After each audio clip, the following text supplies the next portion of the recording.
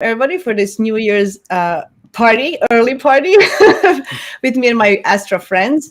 I'm so happy that I could have this beautiful, gorgeous, amazing astrologers with me today, and we're going to try to tell you more in detail what will this New Year's Eve be like. Should you stay home or should you go and party large?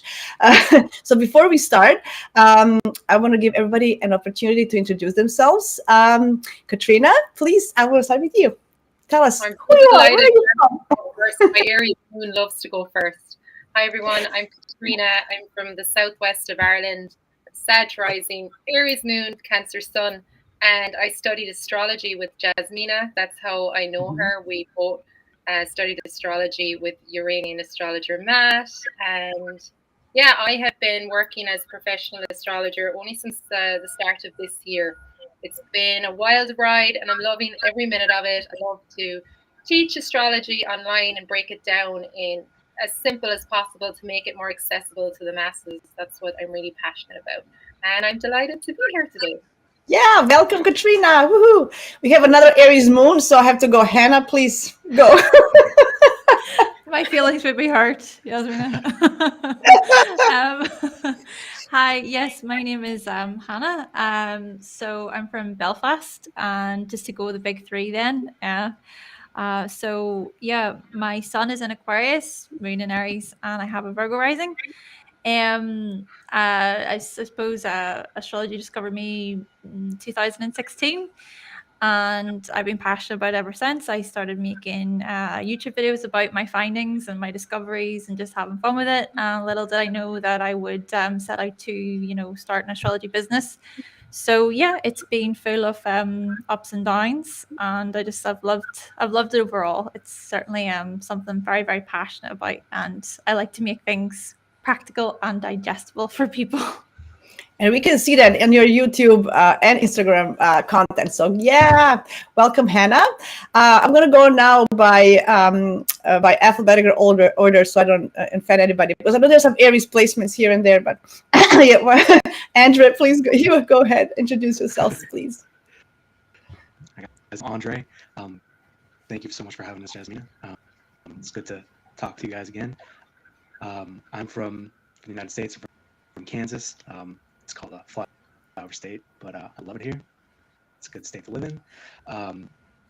My big three: Virgo sun, Libra moon, Pisces rising, and astrology, as Hannah said, discovered me in about 2017, 2018.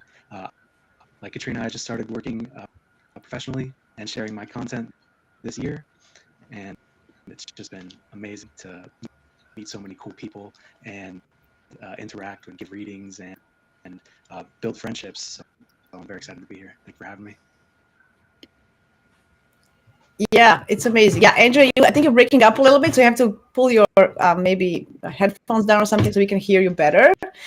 Thank you. Yeah, I want to also give a shout out to Catriona, who actually introduced Andrea and Caleb to me. So thank you for that, Catriona, like a true networker.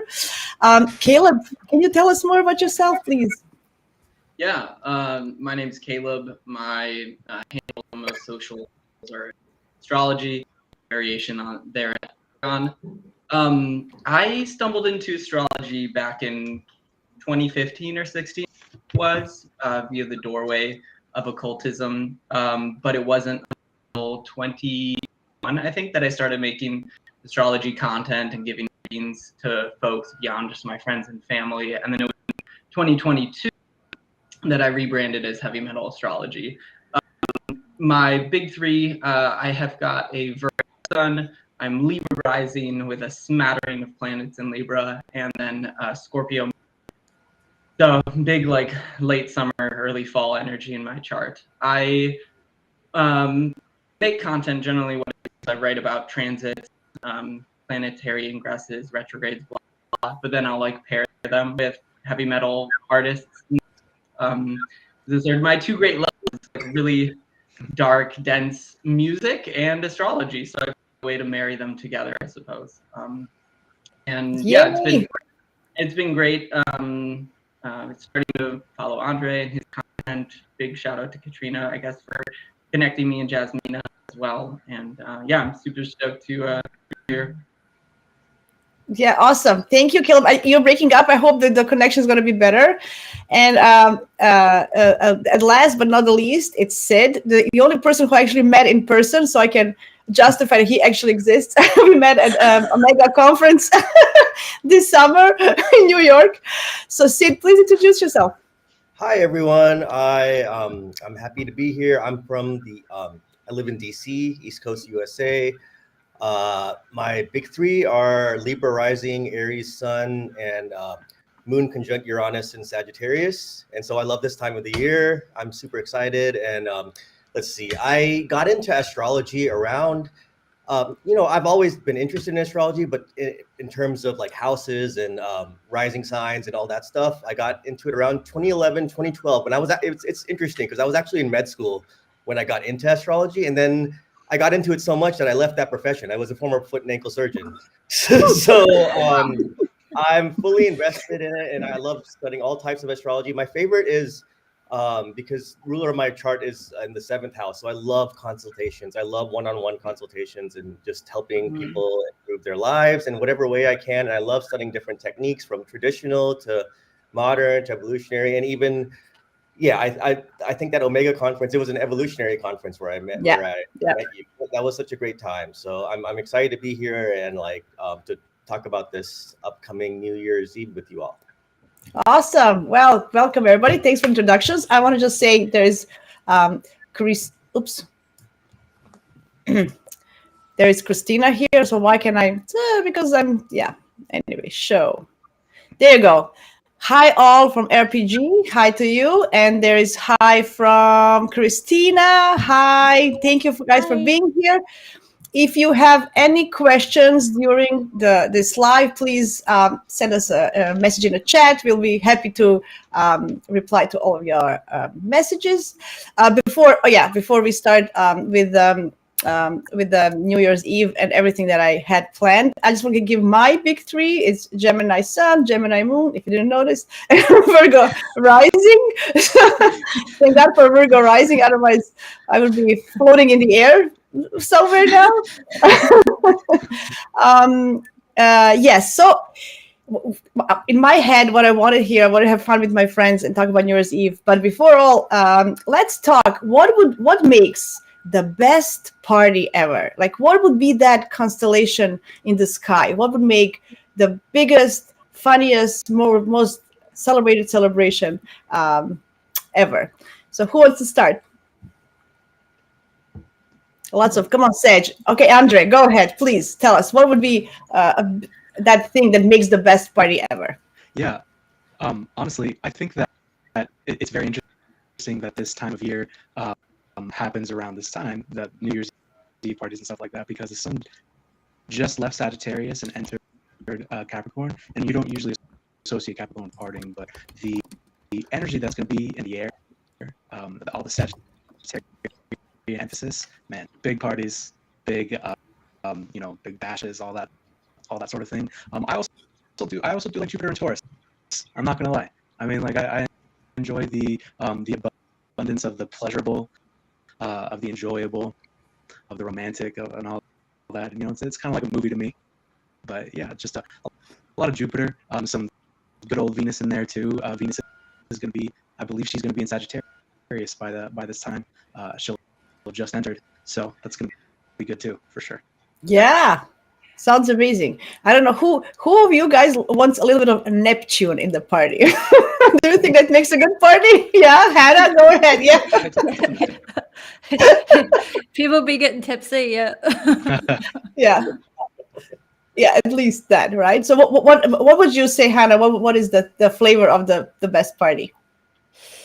I think a little bit of Pisces, a little bit of Sagittarius, maybe a bit of Libra, a bit of Taurus, kind of like Venus, Jupiter, pleasure seeking, stuff like that. And then Neptune maybe for a little bit of a escapism. But if you don't, if you don't drink alcohol, or you don't do anything like that, then you still have a good time, with music and, even Taurus energy, but chill. Just, it depends on what you like. But I think kind of a combination of Jupiter, Venus, and Neptune is what's coming to my mind at this moment.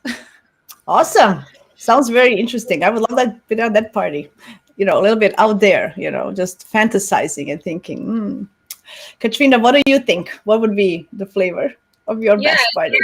It's an interesting question. It's so subjective because, when you think about it, you're thinking, okay, the moon in Sagittarius instantly comes to me that would be a great vibe for a party, or moon in Leo. But then anytime, the moon is in Sagittarius, I remember when I was younger and I was just learning astrology, astrologers would be like, moon's in Sagittarius, go out, go party. Not realizing that I was of the Saturn and Sagittarius generation. So every time the moon moved into Sagittarius, I would feel this melancholy and this bleak. Be like, why am I so sad? Because the moon was going over my Saturn every month at this time. So that's why I think, even though moon in Sag, I love the moon in Sag, and I love moon in Sagittarius natally in a birth chart. When the moon is in Sagittarius, it's not that much fun for me until it's gone over my Saturn, and then I've recovered, and I'm like, okay, now I'm ready. I actually look forward to the moon going into the Capricorn. How many people can say that,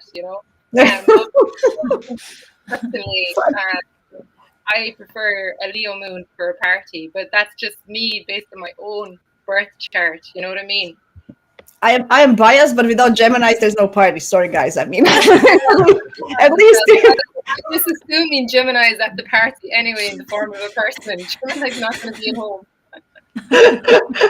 Oh, Caleb, what do you think? It's a good question, because it's basically like, when would you elect to have an awesome party, right? So as I was thinking about it, like ideally in my mind, it would be like Jupiter in Sag, Venus in Libra, so that they're like sextiling one another. And then I actually think having Mercury empowered for a party would actually be nice too. Like, one of my favorite aspects of a good party is just great conversation with other people, especially folks I've never met before. And we look to Mercury for like great dialogue, especially in Gemini, right? Like that like convivial exchange of ideas, that meeting with the other who, somebody who provides a contrast to your experience, where you're like, oh, that's so fascinating. I've never been to your country. I've never been to that state, or what have you, and we can remember that Mercury is also like the Lord of games too. And like, I don't know about you guys, but I enjoy a good game at a party, whether it's a drinking game, a board game, or what have you. And we wouldn't have that sort of like, I don't know, squirrely, tricksy, playful energy of a game without a strong Mercury, right? I mean, setting aside the fact that on New Year's Eve, Mercury will still be retrograde, but this year, it's a little bit different. This year, Mercury won't be in great condition that night, but we'll kind of Jupiter set that station aside for now. Yeah. I love that party, Caleb. I would definitely go there. I'm a board game, card game kind of a person, 100%. I do feel that we need a little bit of either Venus in Cancer or Jupiter in Cancer. Just somebody needs to make the food, guys. Come on, otherwise you're gonna starve. Sid, what are your thoughts? Well, as I mentioned in the comments, it's interesting right now. There's a Venus opposition to Jupiter, and those are the two planets that we tend to look for when we want to think about like good vibes, parties. But what's interesting is, to me, like a lot of people have questions about this, is like, what about when they're in hard aspect like they are now, like Venus and Jupiter? But even then, they tend to bring something good. Like think over excess and like spending being spendthrift. Like that's the kind of things I think of when you get like a little bit, because how too much of a good thing can also turn into a bad thing. So that's what I think of when I think of I tend to look for, like, as long as Venus and Jupiter are well placed. And along with what Catriona said about how, because I also have Saturn in Sagittarius, but I have a stellium in Sagittarius. So like, once the moon passes where my Saturn degree is, I automatically start to feel better, and like I get a breath of fresh air, and then like it's interesting. Like I track whenever I have my lunar return every month, and every time even when I don't plan it, I just tend to be out somewhere like festive or fun or interesting. So I would say, Venus. Awesome. And then, on this New Year's Eve, I think Jupiter stations direct, right? Yeah, just the day before. The 31st, So I think that's that's something to look forward to in its own self, on its own right, I think, with this New Yeah. Year's Eve. Thanks, Sid. I'm going to pull up the chart of the New Year's Eve right now. I just want to mention one more thing. I don't want to be a party where too many Leos are, because then we have a problem. Just for you. Or Leo risings. I'm sorry, but one is enough for each party, in my opinion. Anyway, thanks, guys. That was excellent insights on what makes a good party. So, guys, watch out for those moons, and look at where your Saturn is to avoid maybe feeling depressed. Awesome. Okay, I'm gonna share the chart of the New Year's Eve. So don't look at the houses. Just look at the planets, in which signs are they, and there's a grid. And as you can see, there is no air that day. So, Caleb, I think the communication, you're going to be in trouble with this party with communicating. Especially, I'm looking at Mars and Mars and Mercury together. They can be very feisty. People can get into arguments, especially in sex, proving their own right and stuff. So anyway, I don't like this lacking air, but it's immutable. It's not immutability, so I think it's going to be good. So what do you guys think? First, who's going to go first? Catriona? Did you want to go through the signs themselves, like Aries to Pisces, or each of us to dish a hot take on what we I'm gonna, in general, Caleb, so let's talk in general. What do you feel are the energies? How many square? We have square between Venus and Moon. We have Moon Saturn opposition. There's not easy energies for a party, let's say. So let's in general say what is good and what can be challenging for that night, and then we can go do for each rising sign.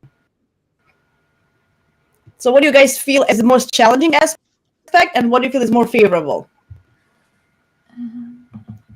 Who's gonna go first? Hands down, the most challenging aspect is Mars conjunct Mercury while square Neptune, because that just looks like arguments based on fundamental misunderstandings of where the other person is coming from, or like like moments when you get like all in a rage over all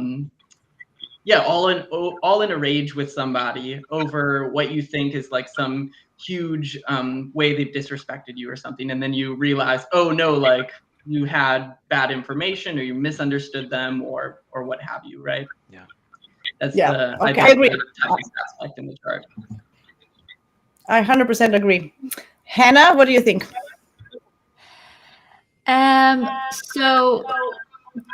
Sorry, I'm also looking at another chart just because I find it hard to kind of see. But I don't know, Juno, is Juno on there? No, the asteroids aren't being included. Is Juno there? Sorry. Yes, Juno is in Virgo. And she's, I think, opposing Neptune. Neptune. So that's what I say. That's the piece that I kind of wanted to touch on, even following on from what you were saying there, Caleb, because those sort of disputes or disagreements or possible arguments could even come the idealism. It could even be a night where a lot of people are just sort of thinking or kind of stumbling into encounters with people, with the whole thing of midnight comes midnight and then people are kissing and all this stuff. So it could be where sparks fly, or it feels like there's a relationship there, but then the next morning you're highly, highly regretful, and you may be overthinking the entire situation. Even Mercury as well, the dispositor of Juno there, Mercury being retrograde. It could be a night where, I suppose it's like any other sort of New Year's, many regrets from certain people, perhaps particularly Virgos and Pisces and Sagittarius. So yeah. Just be cautious. And Mercury is actually station at night, because next day he's going direct, so it's very powerful. Like it's the most powerful planet that night. Catriona, what do you think? Jasmina, sorry, I'm a small bit confused because okay, so the good things. Okay, I'll tell you the good things. Jupiter is trining the moon, and Jupiter is trining the sun, so that's beautiful, right, for a party, especially Jupiter in Taurus. So there's like an Earth energy. People, might just indulge food and earth stuff. I don't know. So that's kind of a good thing. And then we have Mercury is making all these hard aspects, squares, semi-squares, conjunction with Mars. Yeah, the Sun is 9, 10, depending on what. This is just general chart, but it is. This is for St. Catherine's kind of stuff. My chart for Canada, but don't look at the complete. Yeah, no, it's the chart I passed. The Sun was at 9 degrees of Capricorn, not 18. So I just wanted to check that. Midnight. This is midnight. Yeah. I put like I'm already 11:20 like midnight. Wrong chart, so with Mercury shadow, because in my calculations I had different aspects. So I'm just going to let the others go ahead of me, and I'm just going to cast my chart again. Okay, Andre, go ahead. Okay. Andre, what do you think? Yeah, I think that. So I kind of saw the moon opposing Saturn. It might be a little bit difficult, but it's so fast moving that just I might see some emotional walls being put up, something like that, some boundaries. But going off of actually what Caleb said, the Mars Mercury conjunction, I that kind of caught my eye a little bit. The hopefully passionate conversations, but Mercury's exile being in Sagittarius, those conversations might be picking apart beliefs. They might be, they might misunderstand where one of the other is coming from, and kind of butt heads about it. But fast games of wit, perhaps that's something that I wrote down.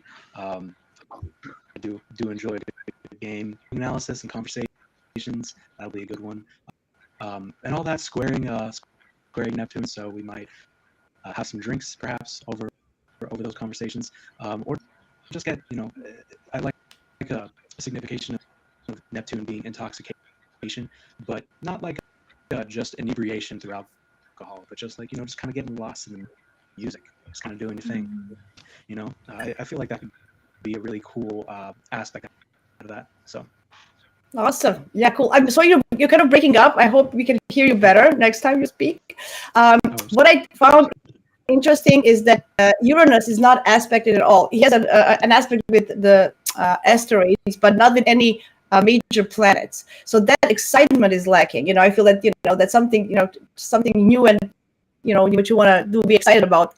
I don't think it's going to be this New Year's Eve. I just feel that way. Sid, what do you think? Okay, so another, I guess, thing to watch out for on New Year's that we didn't, I don't know if we mentioned yet, was that with Venus is squared to Saturn. So yeah, Venus is in Sag, which is like, super fun time, but it's approaching that square to Saturn and Pisces, which, we've felt with a few other planets that have gone through that ingress this year so far. But I would say that's something to watch out for. And yeah, with regards to that Mercury that's about to station, usually when Mercury stations retrograde, we look at the Cassini, the point of the sun, as to like in that cycle. Like, so the first half is usually tougher than the second half. But this is unique in that this Mercury is it's going to station retrograde in Capricorn, which is very responsible kind of energy, right? Like, so right now, like this first half has a different vibe from the second half of December. And we're going to start feeling that even on the days leading up to the New Year's.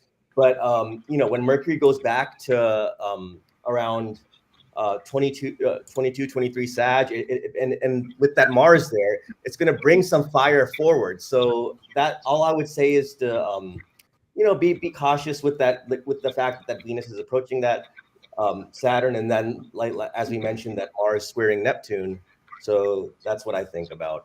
So these are things to be wary of, but it's still, I'm still excited about Jupiter stationing direct.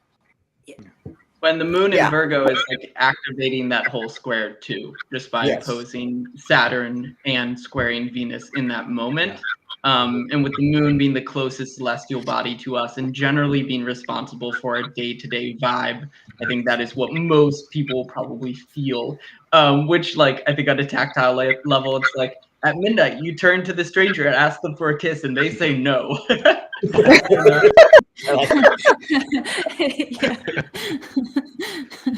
Sorry, Jasmina, I've recovered. I thought your chart said 18 degrees Capricorn, and I internally panicked that I had the wrong chart test. So I just wanted to jump on that. It's difficult to see the chart. The sun is going to be an exact trine with Black Moon Lilith New Year's Eve. So Black Moon Lilith, I always associate Black Moon Lilith, mother of demons, with, you know, our inner demons. And I feel when there's a trine there between the sun in Capricorn and Black Moon Lilith in Virgo, that, you know, people need to maybe be a little bit wary that, you know, we might be confronting some demons, especially because the sun is approaching a square with Chiron 6 days later. And yes, Saturn is ruling the sun as well. So, you know, any things we do New Year's Eve, there might be some consequences to pay. And that moon in Leo, trining Mercury retrograde in Sagittarius, 22 degrees. Yeah, no filter, you know, conjunct Mars, Mercury as well. This is like the aspect of a drunk, what does they say? Is it a drunk heart speaks a sober mind, or I forget the phrase, but you know what I mean. I feel like people under the influence of alcohol come out with some home truths that might not be pleasant. So just people might need to exercise moderation with what they say on New Year's Eve. There will be some heartfelt truths for sure. Moon and Leo is all about speaking from the heart. But Mars and Sagittarius, no filter. Yeah.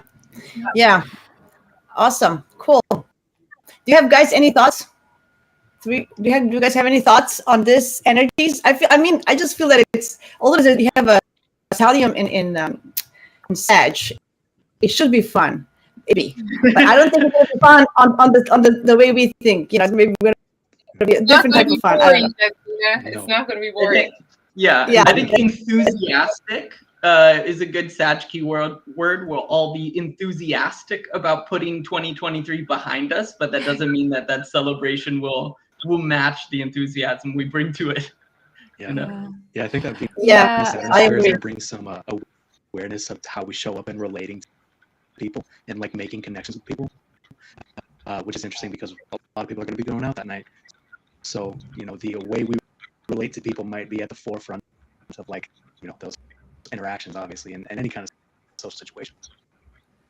Yeah, and I also feel like because with Jupiter going direct, then because it's at, what, 5 degrees. So with the retrograde, the pre-shadow period for Jupiter was back on June, up until the 4th of September there. So I feel like with the condition of Jupiter, even throughout 2023, Jupiter's the dispositor of all of that Sagittarius energy. So I feel like, yes, to speak to that point there, Caleb, you said it about like Putin, it's like almost like excited to put 2023 behind us and then move forward. So even the next day, Mercury will turn direct on the 1st. So that really is like this Jupiter's direct, Mercury's direct. It's all Sagittarius energy. Sagittarius energy is inspirational. It's like vision, it's foresight, it's inspiration, and just sort of going like, these are the things that I believe in, and these are the things that I really want to achieve. And being the visionary. So it could be that a lot of people, even on New Year's Eve, there's so much reflection. Of course, we all reflect around that time of year. It really is a great time for reflection, but I think it's going to be extra potent because of we'll mull things over to do with Jupiter turning direct based on what came up for us throughout Jupiter retrograde, from September all the way up until the new year around that time. So it'll be a really good opportunity, I think, for many people to move forward with potential sort of goals, and especially regarding our security, our finances, our skills, our talents, these types of things, because these things have been challenged quite a lot throughout 2023 with the really challenging T-square that we had, around June time with Mars and Leo and Pluto and Aquarius and stuff. So could be a good forward moving energy, I think, for a lot of people. And I think some will just try Jupiter, right? Sorry. No, you're good. I was just really quick, I just wanted to say, I think the sun will just trine Jupiter, right? Like it'll be separating from a trine to Jupiter, so that'll be nice too. Some forward momentum on striving towards those goals, with those ideal images of what we might want. The reflection, the sun in Capricorn, the reflection on like looking back down memory lane. For sure, absolutely. Agreed, Hannah. Yeah, we have actually the grand trine in Earth between Sun, Moon, and Jupiter, which will, with more practical approach to the new year is going to give us for sure, right? I had a note about timing too. So the upcoming new moon in Sagittarius at 20 degrees of Sag happens the same day when Mercury stations retrograde at, I think it's like 8 degrees of Capricorn.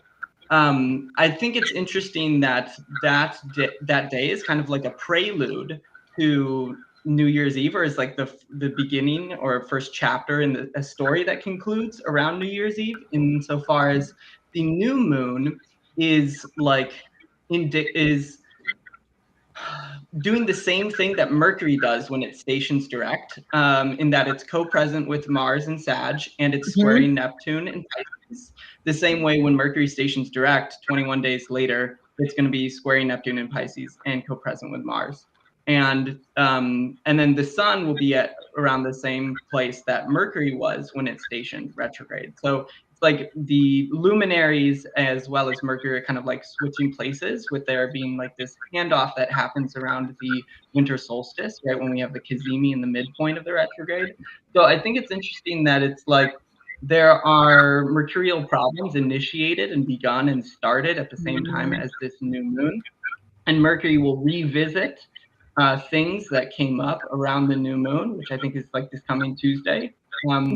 Mercury will revisit those same themes, those same events, but around New Year's, by retreading those same degrees and stationing direct where the new moon happened. I love that, Caleb. So guys, watch for this new moon on Tuesday on the 12th or 13th, depending which part of the world you are. But so yeah, watch for the themes happening this Tuesday, Wednesday, and then you have that kind of a new year, maybe. Yeah. Okay. Did you want to add anything to this, or should we just go to see what is happening for each rising sign? Let's move on to the rising signs. Okay. So this is Aries. Let's say Aries.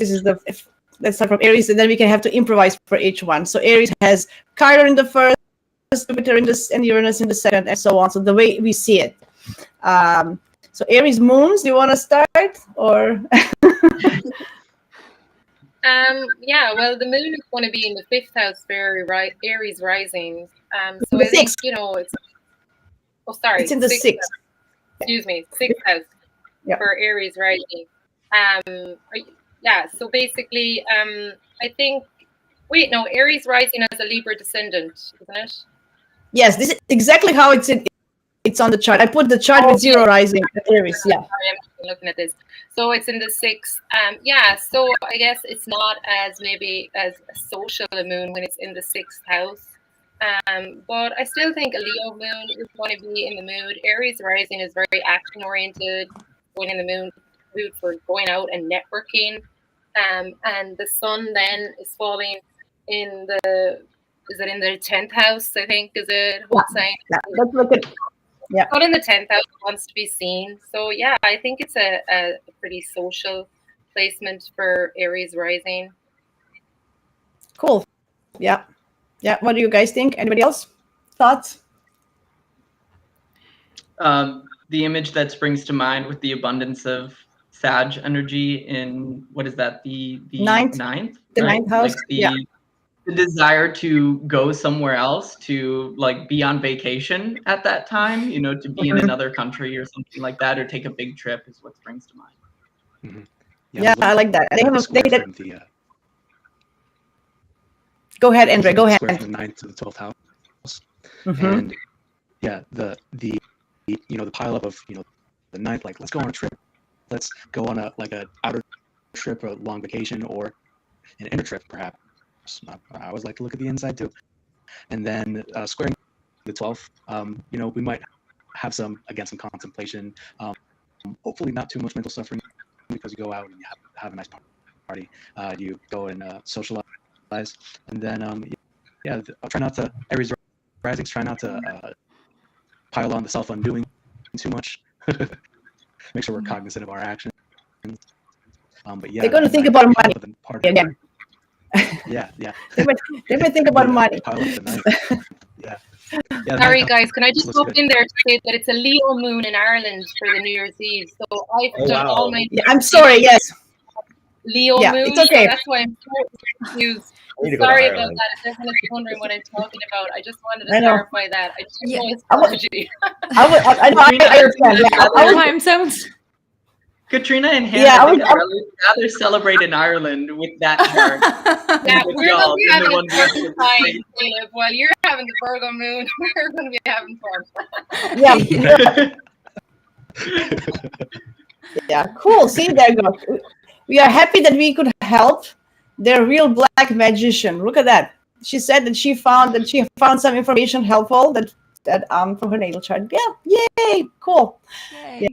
Yeah. Sorry about that. Yeah, I was trying to find the universal New Year's Eve night, but it just can't because the world is round. I'm sorry for all the believers in flat Earth. I hope to disappoint you, but Or is it? I think you should celebrate New Year's Eve in the morning. yeah.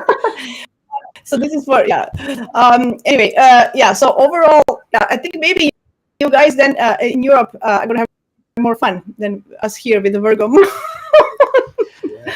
What do you guys think? Anyway, what else would you say for Aries? Yeah, so I can kind of see that with all that Sagittarius energy, even with all the signs, how that Sagittarius house for all the signs is going to be very prominent and very active because there's so much Sagittarius in that, and going on there. So that could be like a recurring theme for the signs, for following on from what you said there, Kayla, with the 9th house Sagittarius. But also Chiron's going to turn direct, I think, at the end of December as well. So that's going to be in Aries' first house. Just being honest, I don't, I like to kind of be balanced in my approach. I like to look at the good and the bad, positive, negative. Yeah. It could actually be quite a triggering time for many Aries folks. Yeah. That's actually going to be, I actually have my moon in Aries at 15 degrees. Don't mean to make it about myself, but I'm an Aries moon, so sometimes you do that.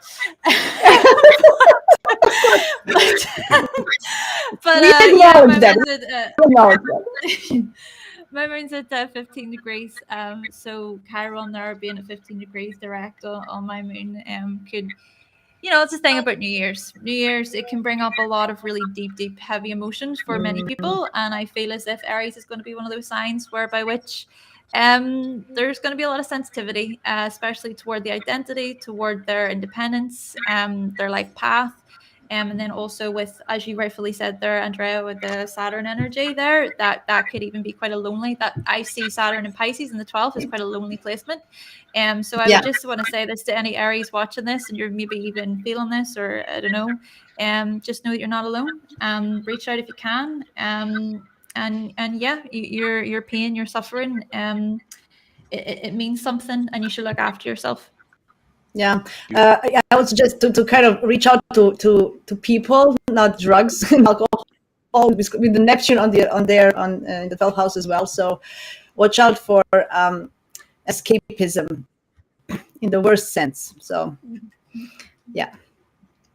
Anybody else? Sid, are you still here? Sid left. Andrea, do you have anything to add? I was just saying something.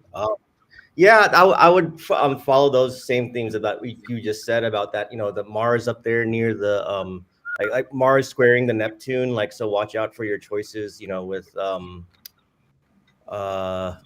although there is things to rejoice. It's important to do things in moderation. Be careful because the North Node is in Aries right now, right? So yeah. That's all I have to say about that. Okay, cool. So I think that's for Aries to wrap it up. I think Aries, just then watch out for everything that we said here. I think you got a lot of interesting information for Aries, rising, suns, and moons, because it's, it can be all three in that sense. Okay, then for Taurus, we're just going to switch the wheel a little bit. So the Sag Stallion moves to their 10th house, and they're going to have Jupiter and Uranus in the first house, and Moon in the 7th. So what are we... I'm going to put my glasses on to see better. What is for Taurus? Love it. Yes. Love it. I'm being goofy today. What can I do? It's a New Year's Eve, early one for us astrologers. There's good things to look forward to with them, right? With the April, the Jupiter-Uranus conjunction coming up. So something exciting to look forward to for, I would say, for Taurus risings. They should have fun. They should be out there. They should be the main people on the stage. I feel the Tauruses with Sag Stellium in their 10th and with Jupiter and Uranus in the first. They're gonna feel that they want to just do something different and be there out there. That's how I feel. Maybe they're gonna be the stars of the party for a change. Huh? What do you guys think? Yeah, because the North Node's in their 12th, right? So, right? I'm just saying that maybe they'll be the ones going crazy for like the ones that aren't usually crazy. So what does a crazy Taurus look like at a party? What do you think? Whipped cream for everybody! Woo! Lots of good food at their parties. Go to the Taurus party, right?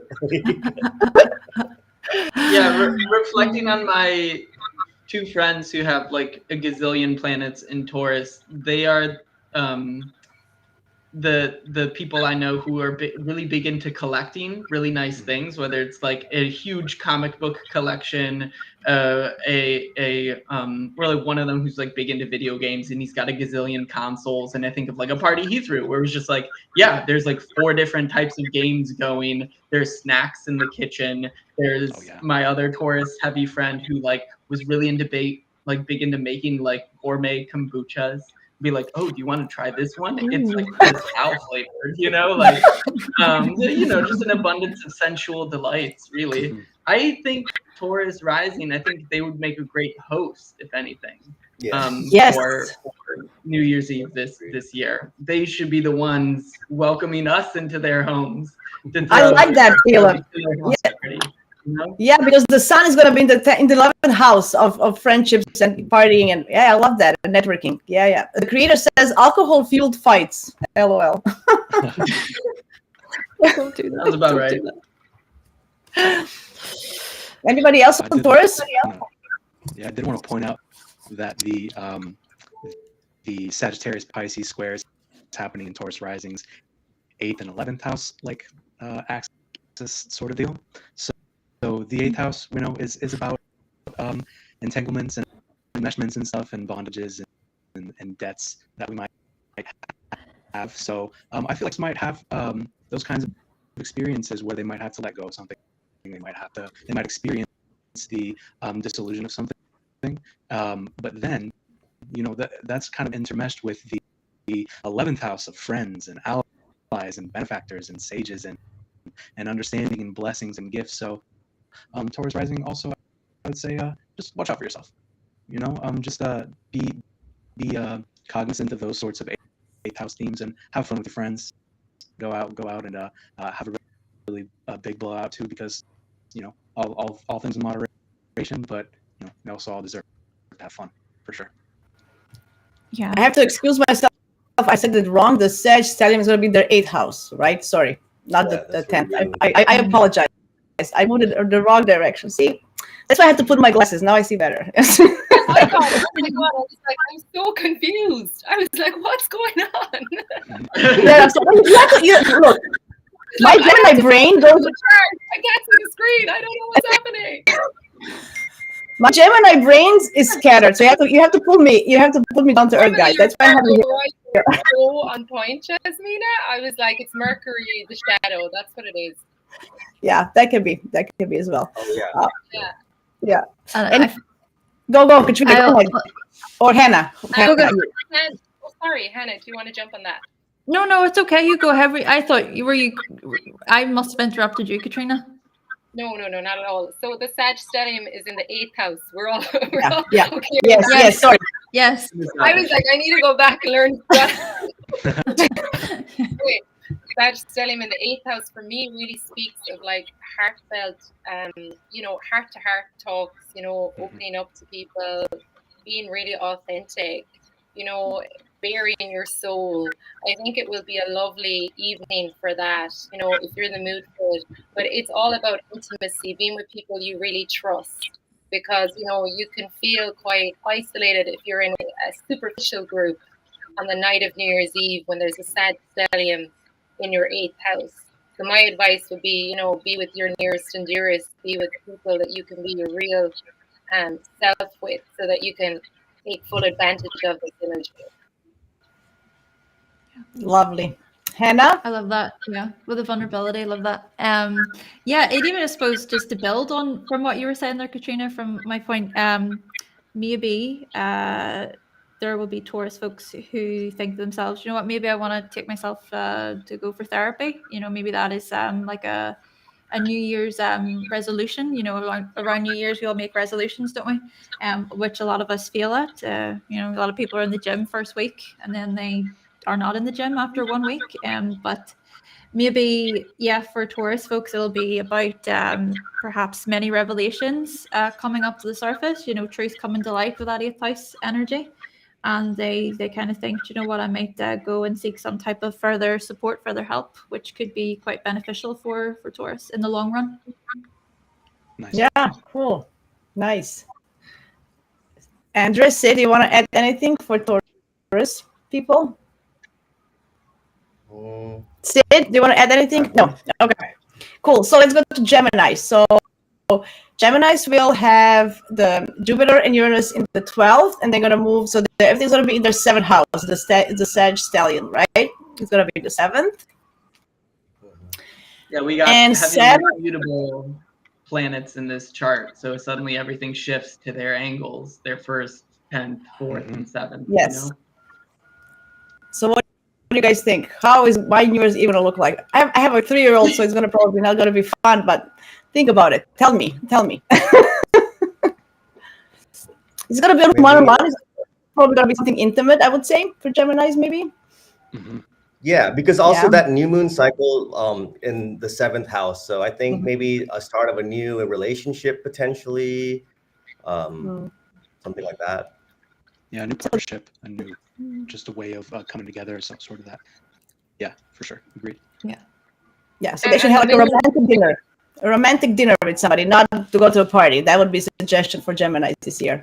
Sorry, guys, no party for you. The moon in Virgo is going to be in their 4th house, so you know they might feel called to, you know, which is unlike Gemini, stay in but have friends over and party at home is my advice.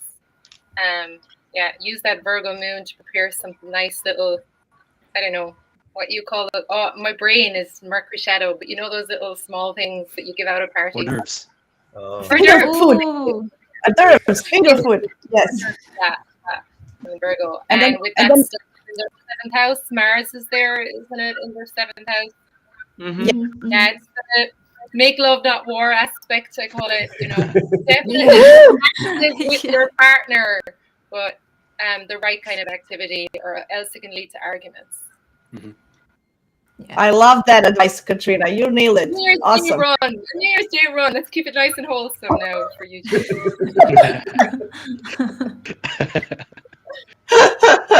So where is Saturn? Saturn is going to be where for them? In the 10th, right? Yeah. So that definitely. A leaden weight. It's like a leaden weight sitting at the top of the chart, and that was immediately what sprung to mind for Gemini to me is like, oh man, they've since March dealt with what feels like a crushing amount of pressure coming from the top, right? Whether that's like difficulties with your boss or the demands of work, or like, you know, gaining a bigger reputation, but that it also coming with just like a lot of grind, you know, like Saturn really demands that you work on his time scale, which means like chipping away at something, but consistently, right, to get the Saturn rewards. So I think like New Year's Eve with the abundance of planets in Sag, it's like, I don't want to work anymore. Like I want to have fun, connect, relate, and hang out with my SO, right? And I think piggybacking off Katrina, having like the moon in the 4th, it really is suggestive of staying in. I agree. Yeah, I mean, Saturn is squaring my moon and Mercury whole year, and it's anyway, it's gonna be there as well. Yeah, my natal. So I'm feeling the Saturn, and then it's gonna square my Sun because I have this Gemini stellium. So I have to leave it with Saturn for the next 2.5 years. I can't wait for everything to move to Aries, Neptune and Saturn, and everybody just go to Aries and leave me alone.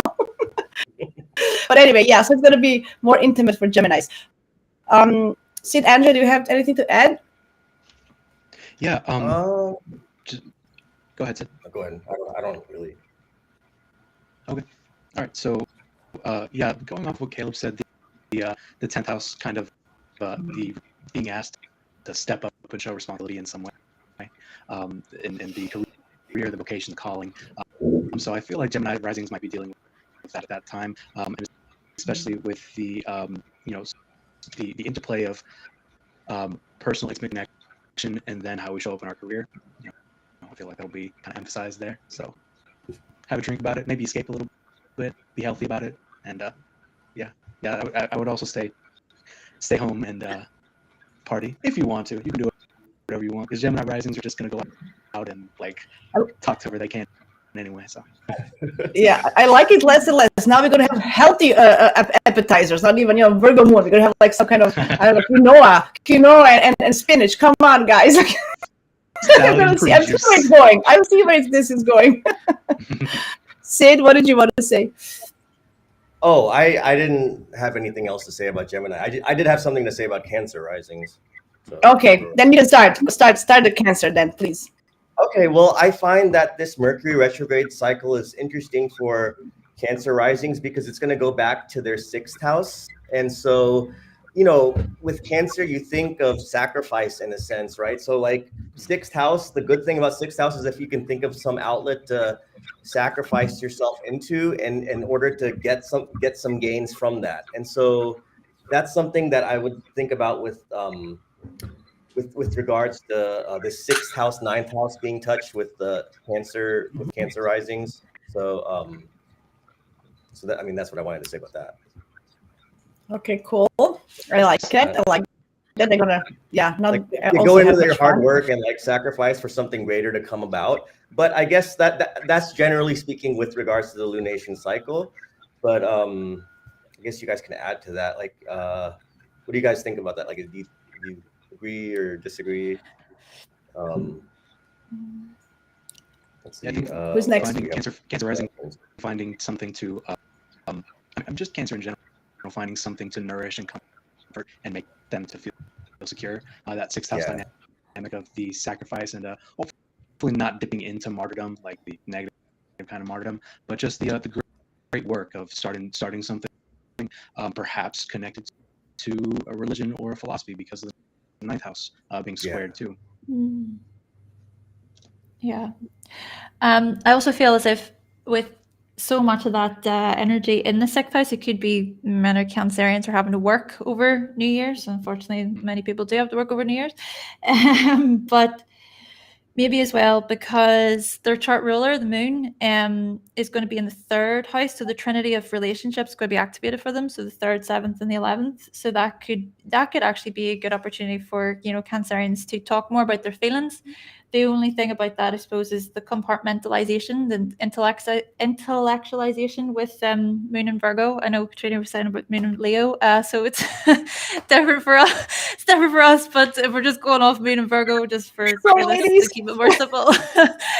I feel as if it could be a good opportunity to have those discussions and in practical ways. It's about practical communication, maybe as a way to come up with some good solutions to certain problems, or maybe it's a good opportunity to reconnect or to communicate within friendship groups, and with Jupiter turning direct in the 11th house for Cancerians, and who knows, some a new bond could be started with that Sun energy being in their 7th. It could be a good opportunity for them to relate and connect and in a way whereby which could even be a bond for a long-term, lifelong friendship, for instance. I was just thinking, Hannah, when you mentioned that many of them are going to work, I'm thinking Cancer risings and Cancers are a lot of people are social workers or doctors or nurses, with Cancerian placement. So they unfortunately have to work for New Year's Eve. And so maybe this year it won't be as hard as other years to actually work on that day for them. I feel maybe they're going to take it, if they have a night shift, okay, it is what it is. I think they're going to maybe have a lighter approach to it. Yeah, and I see that Ceres is also in Sagittarius. Am I correct in saying that? I can squinting at the chart. But Ceres in Sagittarius is... Yes, 15 degrees, yes. 15 degrees. it's all about being nurtured by education, by learning, by philosophy.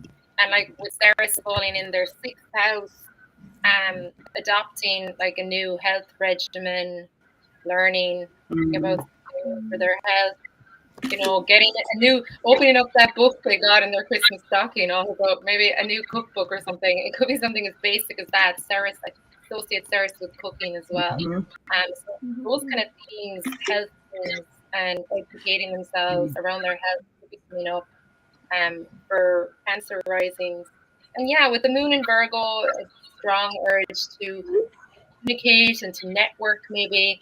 But like Hannah said, it's that Virgo. It's moving from Leo, which is so expressive, to Virgo, which is a bit more analytical and, can be, if not used correctly, can be quite like there's that harsh inner voice with the Virgo moon. So it's all about being more service oriented on New Year's Eve for Cancer rising, putting the energy out rather than in, I feel. Yeah. Maybe they should just, if they don't work, they should just sleep to get energy. So don't even, just go to bed early, Cancers. So rising, sorry guys. To restore your energy and think about your health. That's what we suggest. Caleb, do you have any thoughts? Not particularly. Initially, I was going to say something about celebrating getting Pluto out of their 7th house, but then I remembered that we're still going to have another little spin of Pluto and Cap next year, so they can save that celebration until New Year's 2025. Okay. Okay, then Caleb, do you want to find a Leo? All cardinal signs will be like, yay! Yeah, can't wait. I know. Caleb, do you want to start with Leo risings then? Sure. Yeah. I think what stands out for Leo rising is just the fact that all the Sag planets then fall into the 5th. And who doesn't love having Venus in the 5th, the house where she rejoices? Like, we talk about having a quote unquote good time, right? And I think we generally look for Venus to do that. The 5th house is where we enjoy ourselves, where we, create things, but also just relish pleasurable things that fall into our lap, at sometimes just through sheer good luck. So yeah, I guess the fact that then though is tangling with the Pisces planets, which would be in the 8th, if I'm not mistaken. I don't know exactly what to make of that conflict. I don't know if anybody else wants to jump in and delineate how that may appear. I would say have a great time. Referring to the moon opposite Saturn. Sorry, Andrew, go ahead. I was just gonna say have a great time and experience pleasure, but don't get yourself into any entanglements now. Make sure you're cognizant of others' resources, emotional or physical. Enjoy yourself, but don't get enmeshed and entangled. If you, it's Leo, right? Then I was saying it's interesting you said make sure of other people's resources because Neptune is going to be on the 8th, right? With that, so it's just interesting that I love how you incorporated that into that statement. So yeah, excellent. When you said have fun but be aware of other people's resources and stuff. So just wanted to comment on that. Sorry. So don't have fun with other people's money. That's what you're saying. So if you don't have enough money to party, don't expect people to buy you drinks. That's basically it. Yeah, so don't go. Can you buy me a drink kind of thing? That's not for you this time. This New Year. With that Virgo moon, transiting through their 2nd house and forming an opposition at some point with Saturn and Pisces, definitely there's possibly going to be issues of self-worth coming up as well, with Saturn opposing that moon. Self-esteem, things might just come up. The moon, I'm thinking, Catriona, that's a good point. They're going to feel like, am I worthy of somebody to buy me a drink? Come on. I'm sorry. I'm taking this too much fun. I'm having too much fun with you guys. Go ahead. Yeah, but how they feel about themselves that night could fluctuate. I always feel, the moon is not stagnant. It's up and down energy. And when, it's going through your 2nd house of self-worth, yes, and it is your own resources too. Yeah, and it could be like don't impulse buying. I wouldn't go buying anything New Year's Eve sale with Moon opposite Saturn and Neptune. Yeah. So If I should, anything, having Saturn and Neptune in the 8th feels very much like give things away energy, you know, to like box up everything you don't want and take it to the Goodwill store, or like offer it up on the free page of Craigslist or whatever, you know what I mean? Especially with like Saturn in that first Saturn ruled decan of Pisces, kind of speaking so much to like sacrifice and the things we must lay down, you know, if to like embark on journeys of self-discovery, like yeah, I don't know. It's like the decan that corresponds to the eight of cups tarot card, which is like somebody like setting things aside and then embarking on a journey. Usually speaks of like isolation and retreat, and I don't know. To me, that's like, yeah, exactly. You know, forsaking what you know, setting things aside, maybe giving them away, sacrificing worldviews or beliefs that haven't served you to find something else, right? To go on a spirit quest, spirit journey of sorts, you know. Beautiful. Wow, Caleb, that is so nice, so poetic. I love it. Come on, Leos. It's time to pack it up and give it away. Give your shyness, share your shyness and brightness with the world. I love that. Yeah, I also think that, like, you know, it's been kind of tough for fixed signs over the past, you know, when we had those nodes in Scorpio, Taurus, and all these other things. So it's finally, they can finally kind of, I love that it's the 5th house that's emphasized here, and like just more fun and joy and creativity and letting go, and just letting go of those old, like, kind of harsh energies a little bit. I really do like this overall for Leos, this New Year's Eve. Weird. I think we've also failed to mention that Jupiter is stationing direct in the 10th, which is pretty. Oh, perfect. Yeah, here we go. Another aspect as well. You know, like, I think all of us could think of Jupiter stationing direct as an excellent time to meditate on like personal growth goals that we have, especially when the sun is trying to it. But if it's in your 10th and directly connected to your career, your reputation, and the work you do in the world, that's like a pretty, I don't know, standout. And the fact that there's mutual reception as well between Jupiter and Venus at this time. Yeah, I don't know. I think Jupiter, Leo might have like the best setup here of all the signs we've chatted about so far. Wow, Leos, yeah, there you go. You can shine, but also don't forget to share with others. So there's like a little, you know, a twist. You know, it's your time, it's your party. In their 6th house as well, you know, so work is definitely going to be a theme for them. Awesome. The sun in the 6th house. Awesome. Yeah, cool. Catriona, do you want to start with Virgo risings and Virgo suns and moons? Yes.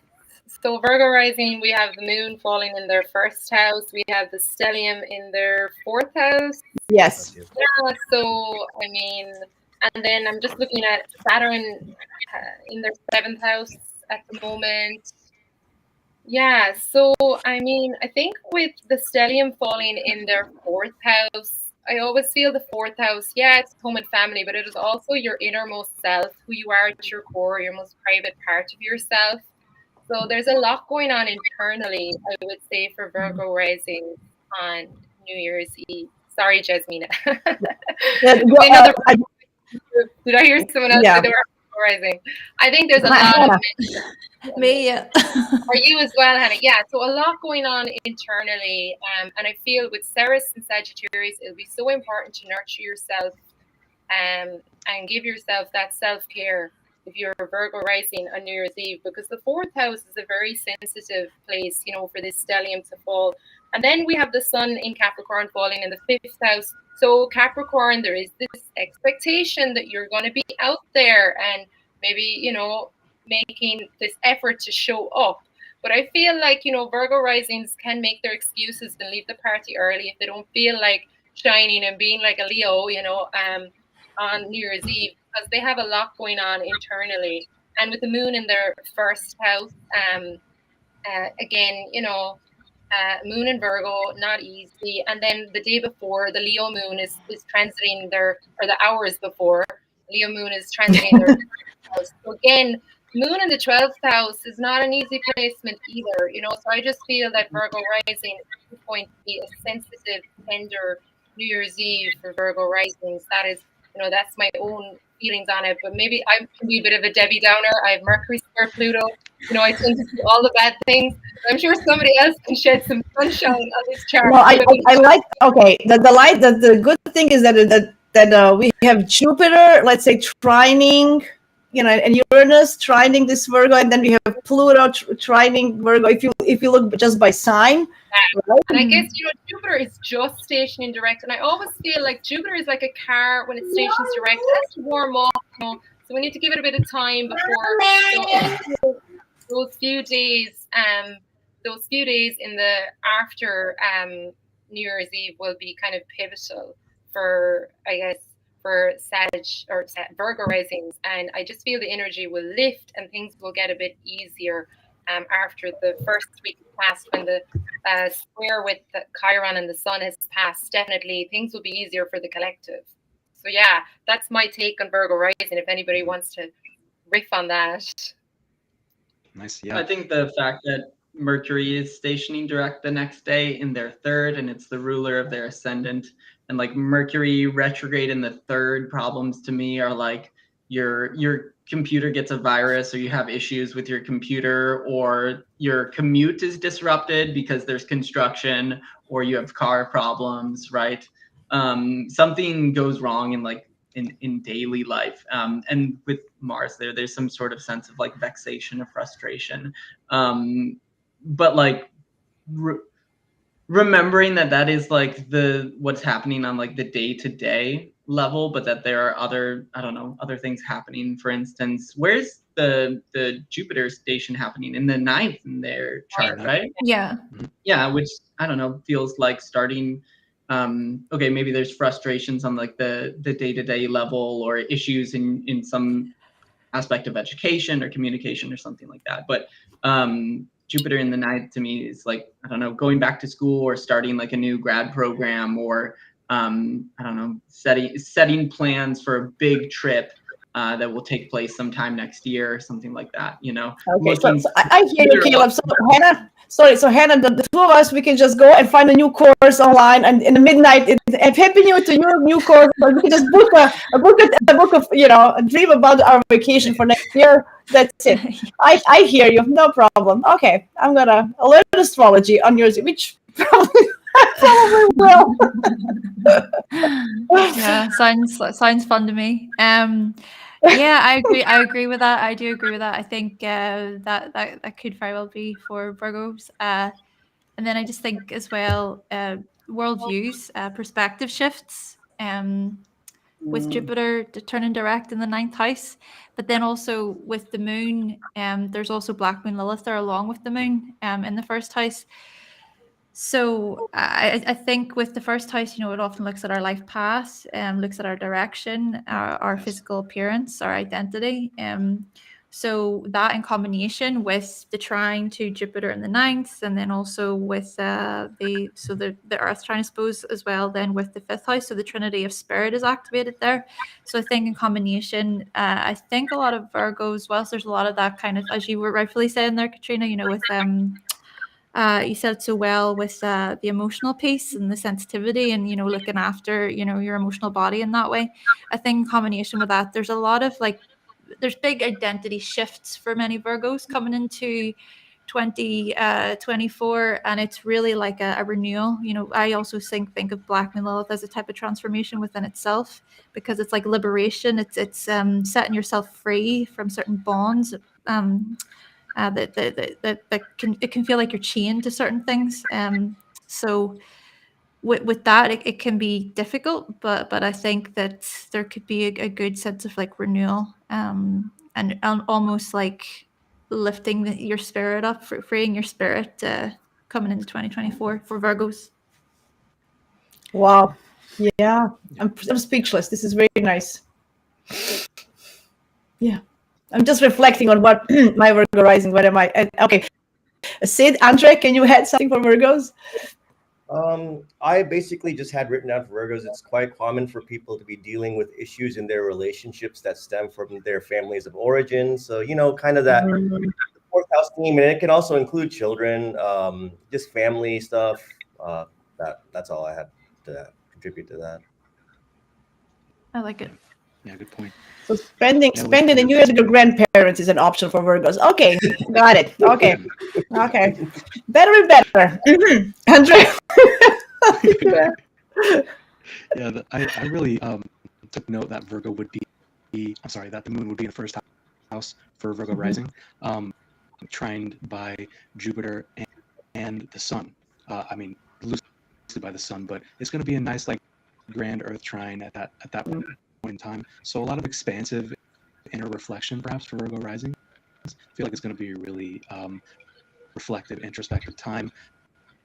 Aside from the 4th, 7th house dynamic, the ancestry, the parents, you know, you're reflecting on your roots and your foundation, and then seeing how that might, like Sid said, affect your relationships and how you relate with people and just the other in general. I do like the trine from the 5th to the 9th for that just happened in Virgo's chart, the rising chart, from the Sun and Jupiter. So hopefully you get some romance in there, a little bit of smooches in there. Yay! Yay! Virgos need all the love. Yeah. There's a light at the end of the tunnel. I love that. I like a great closing for this Virgos. Okay, Libras. I'm going to have Caleb do it because I know that Andrew have Libras, but I think Caleb has a little bit. He wins on a Libra side, just a little bit. How many planets do you have in Libra, Caleb? I got 3, and it's my rising sign. There you go. I have 3 planets in Libra too. That's dope. So what's going to happen for you? What is going to happen for me? It's interesting. I don't have any plans yet that night, so we'll see what happens. I know I'm going to be stuck in home with my child beyond what we're doing. You know, besides like probably playing Legos. I'm not really sure. For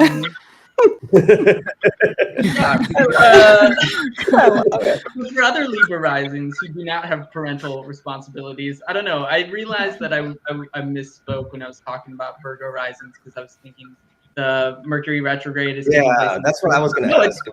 It's falling in my 3rd, so I was just like, yeah, exactly, thinking in a Libra centric way at that in that moment, admittedly. So yeah, like I think personally, like as a Libra rising, it's been weird having Saturn move out of the 5th to the 6th, like into a dark house, which doesn't aspect the 1st. And I don't know what everybody else's experience was of Saturn moving from Aquarius into Pisces, but I felt like the Saturn energy just disappeared. Like I looked around and it was like, where did Saturn go? You know, like, and then it came back up and it was like, oh, I see. It just like it changed forms or changed shape. So what I've been thinking with respect to like, okay, Sag in the 3rd, and then also Saturn in the 6th, having that malefic square happening. It's I don't know. It's frankly not like energy I'm fond of, right? Like having a malefic square is often like kind of like demands placed upon you and kind of working under pressure. But I'm hoping that like having Venus move in at that time, having Mercury station direct, there's some kind of turnaround or resolution or new ideas that spring to mind. Like having Venus, one thought that occurs is like for everybody, having Venus walk into the house where Mercury and Mars have been making a mess to sort of like pick up the pieces or reunify that which has been separated or severed by Mars. I think at this time for all signs is like a good hallmark or good transit in that it's like Venus can put back together the pieces of that which has been rendered. And for like Libra risings, like that's our rising sign ruler, right? So I think that's significant. Yeah, it's going to be, so the stellium is going to be in the 3rd house, correct? Right, for Libra rising. Yeah. So it's about maybe like, don't in the sense like don't go out because Mars in the 3rd to me is so much about like your commute. Like I once got hit by a car, and I cast the chart for it like years later, and I was like, oh, like I was biking while I had Mars in my third, and there was like I think a Mars or Saturn opposition or something like that, and I was like, oh, okay, I see what happened there, you know. But yeah, I don't know. Sid, you said you're Libra rising too, right? Yes, I am.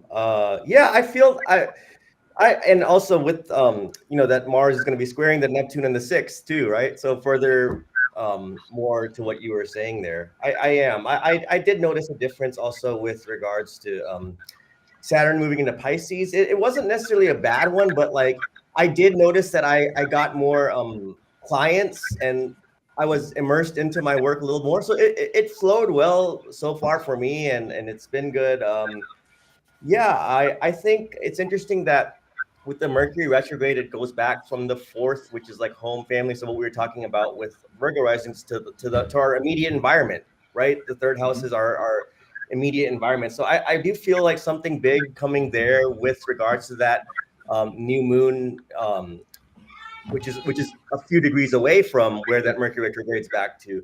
And with us Libras, we're always concerned about the environment and well, our community giving, like Libras give back a lot, kind of. So I feel like this, I do see some positivity coming in that realm also, while keeping in mind that everything that you just mentioned, which I totally agree with.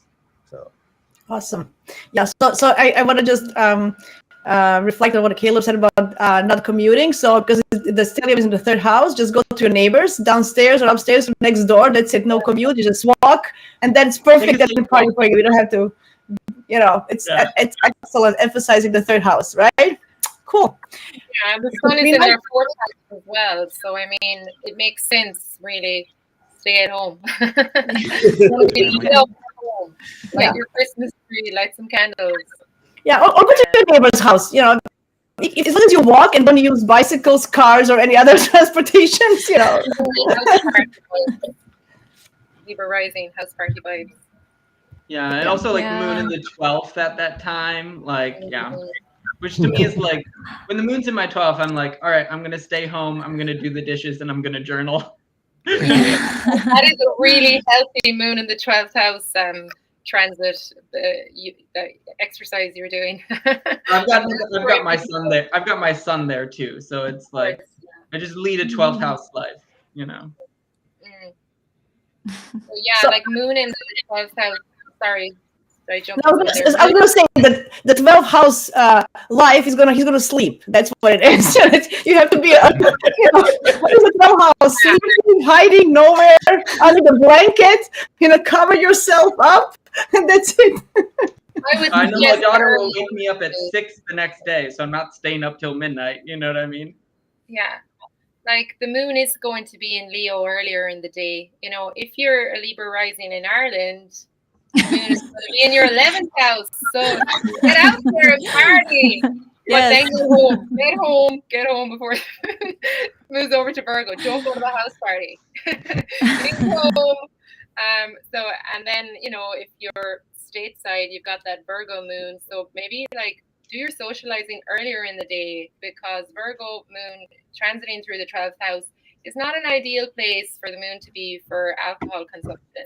Or just drink responsibly if you are going out. I love that. Okay, cool. So I think we finished the Libras. I just want to introduce the Scorpio rising and Scorpios in general. Do you guys think they're going to count the money on New Year's Eve, how much they made? What's going to happen with all the stellium in the second house? And making plans for budgets for next year? Thinking about what do you guys think? Yeah, they'll definitely be taking stock of their resources. Moment. Go ahead. Isn't she for New Year's Eve? Sorry, Andre. Pallas Athena is there, so they're probably being very strategic, the Scorpios. Yeah, they'll definitely be taking stock of their resources and their assets and their wealth, be it physical wealth or just skills. They might be taking on a new skill at that time because of the pile up of planets in their second house. And then they've got that square to the fifth house. So yeah, counting some money, getting some smooches, going to some parties. And then with the Sun Jupiter Moon trine, like grand trine happening the 3rd, 7th, and 11th. So socialization is there for me to Sun transiting through the 3rd, might get a message, might be met with a messenger, or you might be a messenger of something. Yeah. Do you guys, Andrew, now you reminded me, do you think they're going to spill some secrets, Scorpios, this New Year's Eve or not? Or is it too much to ask from them? Or are they going to spill some secrets? Because they're going to network and socialize. I think that's what they were doing when the South Node was in their first house. Okay, so they're done. Okay. Now it's tight-lipped again, yeah, you know? Can we talk about Saturn in the 5th for them, though? Because Saturn in the 5th to me is, I had a friend once jokingly call it the no fun aspect, because Saturn negates things, and the 5th is, where you have fun. But I don't think it's so much that, so much as serious fun, taking fun very seriously, you know what I mean? Or being like the container for fun to happen within. For instance, I have Saturn in the 5th natally, and I love fantasy RPG games like Dungeons and Dragons, but I very rarely am the player and am nearly always the DM, the game master, the dungeon master, or whatever. I create the structure, the place within which the fun can happen. So I think like for Scorpio, like engineering the event, engineering the social thing to occur, creating the space, the environment for it, helping with the logistics, seems apropos for Scorpio. That is such an accurate description of controlled fun. Such a Saturnian thing in the 5th house. I love it. Yeah. Awesome. Hannah said, do you want to add something to this Scorpio people? No, but I was just, stuck on what he was saying about Saturn in the 5th, because I remember when I had looked up some charts of some people that are like, even like athletic events, I remember when Saturn was transiting my 5th, I had like this Xbox tournament that I went to, and it's like focusing your goals on something in the 5th house realm, and it can be fruitful for that. So it was a Madden tournament, yeah. So, giving structure. I love it. Structured fun. Mm-hmm. Okay, I have to think about it, but okay.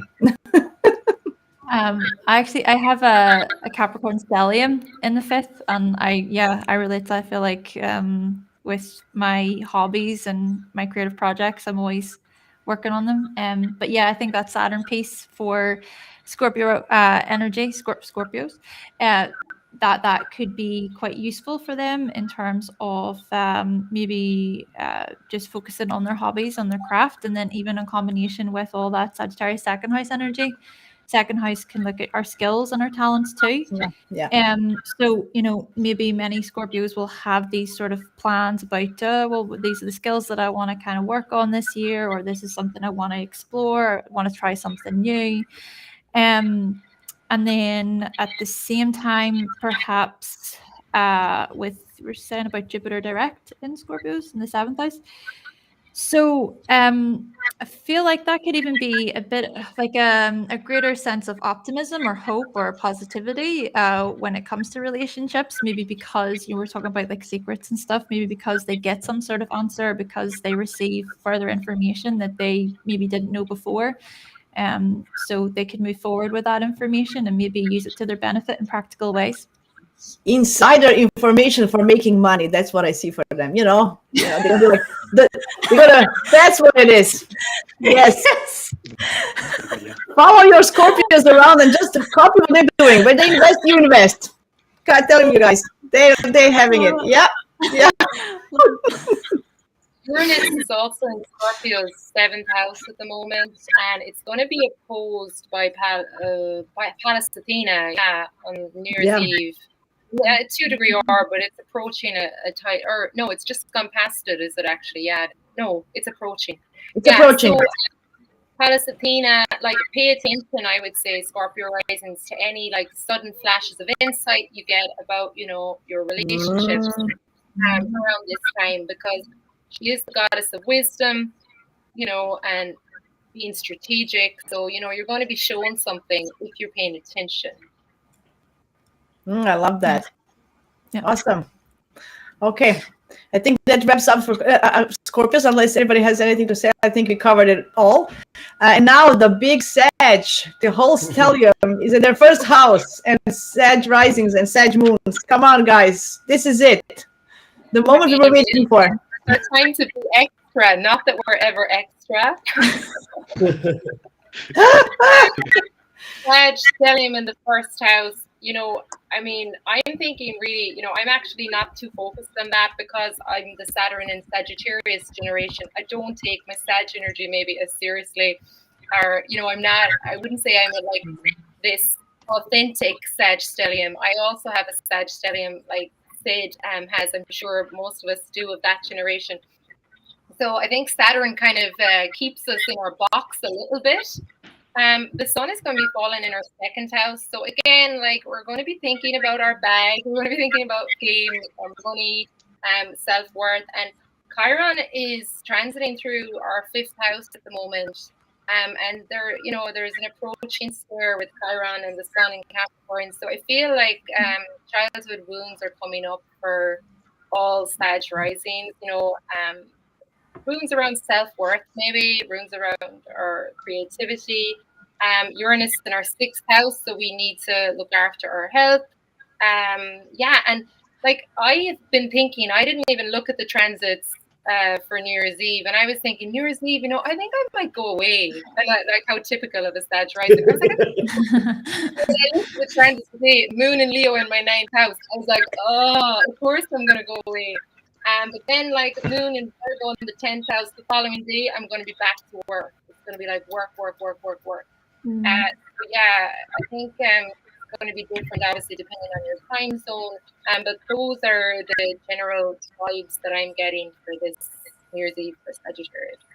Yeah, I like that. I have an anecdote I want to share. I think Frank Clifford, the astrologer, he was telling that he had a course, and there was this Sag guy, and, you know, and he goes, oh, you're finally here, you know, like, oh, it's so nice to see you. How come you're not traveling? And he goes, we never saw him again. So that's much vibe I'm getting, you know. If you just tell them, what are you doing here? They're going to just, oh yeah, what am I doing here? I love that. So you're going to, for Sag travel, I think, yeah, that's a good idea. What do you guys think? Sag is always traveling, and so it's always a good idea for them, for sure. What got me for Sagittarius rising for this in particular was so for all the mutable signs, actually, their anchors, their stakes of the first, fourth, seventh, and 10th are going to be talking to each other. Well, at least not. Let me see. Hang on. Did I do this right? Okay, so Sagittarius in general. So Moon's going to be in the 10th house. So yeah, that work, that vocation. But then the square from Sagittarius in the first, so like they're gonna be, I feel like they're gonna be deeply analyzing, they're gonna be engaging in some probing analysis of their own selves because of the Mercury and Mars conjunction, and then Venus coming in there will hopefully smooth that all out. So that's gonna be, they're gonna be looking at relation of themselves perhaps to their family or to their roots or their ancestry because of Saturn being in the fourth house and Neptune doing its thing there too. So yeah, I feel like that'll be a really big theme for Sagittarius. It's going to be in the second house, so yeah, bag again. And I feel a lot of self-confidence with Sages for this New Year's Eve. I think they're going to be really, really self-confident and, you know, like, no, fearless. I think, you know, they're going to have this combination of the full first house with all these planets, you know, combination, like, very feisty, fiery. Just don't get into arguments, Sag, please. Take a drink. Every time you feel I want to say something, you know, something blunt. Yeah, but you forget about the argument after 5 minutes anyway. So I mean, take selfies instead. You know, there's Venus in the first. Take some selfies instead. Yeah. Moon's gonna be setting off that grand Earth trine. So it's gonna be really nice for Sagittarius. Hopefully. Yeah, very nice. We hopefully get some resources to go away on that trip. Yeah. And I know that Venus is squaring Saturn that day, but it's maybe with the Mars energy as well. Sagittarians can often be impulsive, especially with being in the first house there. So maybe just be cautious of being impulsive, or, Sagittarius has a tendency of last minute spontaneous plans without follow through or thinking things through. Maybe that Saturn or Mars square Neptune can give into that kind of wishful thinking or a little bit of delusionment there. And then just reflecting even on a kind of personal experience with this, one of my best friends, she has a Sagittarius rising, and she's actually a flight attendant, so who knows, she could very well be up in the sky during New Year's Eve, and then there's that moon energy in the 10th that could maybe point towards that, and then Jupiter as well in the 6th. So again, this could be another placement or another sign, where there's some working involved, but of course that work also has to involve travel. Love that. Catriona, please do not go hiking on New Year's Eve. I know you love hiking. I would recommend with this Mars in the first house and everything, please. I can't make any promises. I am a Sagittarius rising. Promises. I make promises in a rash. Okay. Sid, do you have a Sag? You have a Sag thing. What do you say? Yeah, I was just going to say, don't forget about the Saturn and the, in Indian astrology, the 4th house is the house of moksha, which means liberation. Neptune in the 4th squaring these planets, people could be going to real extremes around the need for freedom, whether it's drugs or excessiveness, the desire to just be free, right? Like, because right now I feel like this month is a month for reinvention with regards to Sagittarius. So just be aware of what kinds of habits we say yes to that might feel free, but are maybe subtly imprisoning us over time. Sorry, not to be a Debbie Downer here. That's not the Sag way, but Saturn is in Pisces right now, right?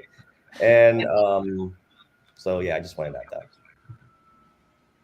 Cool, awesome. We were all having fun, and then I said that, and then everyone just got really fun. No, it's okay. I'm not the only Debbie Downer. The 2 Saturn and Sagittarius are like, come on. Yeah, now. exactly. Let's not get carried away with any toxic positivity. Yeah, exactly. Yeah. No. We are balancing, and we have enough Libra energy to balance everything here. Yeah, positive. I feel so. Okay, Capricorns, the serious ones. Will they have fun? Will they have fun for this New Year's Eve? What do you guys think? Hannah, you want to start? You have a Capricorn stellium. Let's start with you. Yeah, well, possibly because Jupiter direct in their 5th house. So that could be quite a freeing time for many Capricorns. Though, let me think for just a moment. Sorry. So Sagittarius. They're going to have everything in the 12th house. In the 12th, yeah. Right? Yeah, so that's Sagittarius in the 12th. That may actually just be a good opportunity for many Capricorns to do a lot of inner reflection, and maybe to actually choose a little bit of time behind the scenes, maybe just even going over their visions, because we think about Mercury still being retrograde on the final day before turning direct on the 1st of January, but then Mercury was retrograde in Capricorn's 1st house as well. So I feel as if for many Capricorns, it's just a good opportunity to kind of reflect on, right, okay, what came up during Mercury retrograde from the 13th of December up until the 1st of January. And then some contemplation involved, mull things over. And besides, I think Capricorns can be like that anyway. A Capricorn would more likely just go, right, I don't need to go to the party. I don't, what's the point in that? It's not useful to me right now. I'm trying to focus on this thing that's more important and more meaningful to me. So, it could be that things align that way. Unless they can meet somebody they can have use of, if they can go to a party or they can meet somebody and then for business opportunity or meet somebody powerful who can help them strive, right? I think who is in the 1st house, they want to feel empowered. They're going to feel empowered. I feel, so yeah, the trine from Jupiter should help Capricorns, I would say, soften up that energy a little bit for them. Hopefully, because there's a lot going on in their 12th house. And earlier in the day, they're not going to feel sociable in Ireland anyway, because their moon is going to be in Leo. But earlier in the day, moon in Leo in the 8th house, more inner stuff coming up, so much going on in their 8th house. And then Moon in Virgo, 9th house, like, yeah, maybe a change of scenery will be good for Capricorn rising around this time. You know? Okay, guys, what do you think? Yeah, I mean, most of them are celebrating their birthday this time of year, though. Like, the sun is in their first house, right? So if you are a Cap sun, you're celebrating your birthday. Regardless, if you're just Cap rising and the sun is somewhere else, though, I think anytime the sun passes through the first, there is this sense of like, you know, and I think like most earth signs are pretty content with being in the background of things, with like being the stable platform which upholds processes, you know, rather than being in the sunlight themselves. But like when the sun is in the first, it's a chance to have the light shown upon you, your character, your identity, to be recognized, right? And that can be a vulnerable and I think difficult moment for Capricorn, as it is like in Scorpio, Virgo, and Cap strike me as the most private or introverted or introspective of the signs. Saturn, the ruler of Capricorn, is the natural enemy of the sun, right? Like in the Thema Mundi. And yet, you know, nothing can thrive without sunlight, right? So like embracing recognition, embracing being seen, I think by others, you know, at this time would be important for Capricorn. And there's a sense that doing so will bring rewards with Jupiter in the 5th. And I mean, Uranus is in the 5th too. So like unexpected pleasures, unexpected delights, unconventional delights. Have you daydreamed about skydiving? Go skydiving. You know what I mean? I'm just thinking about Caleb. You reminded me about Capricorns actually having New Year's Eve with like a board members meeting. Like, okay, let's have a board members of the board meetup for this year, and then somebody suddenly says, come on, let's still a party and have some drinks out. But I think feeling like they're gonna have like a business gathering. Okay, let's have plans for next year. What is I'm in power, I want this. I'm just having envisioned Capricorns having a board meeting for this year. Okay, Andrew, you were gonna say something. Yeah, I actually was going to touch on a lot of what Caleb said. I really like the sun in the first house for that nice recognition, that spotlight moment. The personality striving towards its ideal images and its what it wants. It's gold medal, if you will, getting a gold medal for something and someone being recognized for something. And I like that and the trine to Jupiter in the 5th. So yeah, romance too. What I was really focused on was the stelling the planets in the 12th house for Capricorn risings. So time of contemplation. I feel like that's what it's going to be for them. It's going to be a time of contemplation, maybe some inner wandering, just that kind of searching, that meditation, that silence, that isolation. And then it's going to be squaring their 3rd house, so that silence and contemplation might give rise to them communicating or conveying some kind of message or receiving some kind of message. I like that. Yeah, that and and that immediate environment too goes into play. But yeah, I thought the contemplation and then leading out to being able to communicate some kind of message for them. Awesome! Wow, that's deep and profound for New Year's Eve. But I love it. I love it. Sid, do you want to add something before we close Capricorn? Just to finish that off, like I'm not sure if you mentioned that the new moon is in the 12th for Capricorn, so it's more like in a straightforward way, the unconscious material that is bubbling up through and in your environment. So I guess that's all I have to say about that. Nice. Awesome. Cool. Okay. Aquarius. We have one Aquarius to here, right? Woohoo! How do you feel? What's gonna happen? You have also Sag in the 11th house. Like, because it's what like I think, is it the 11th house where the new moon is for Aquarius?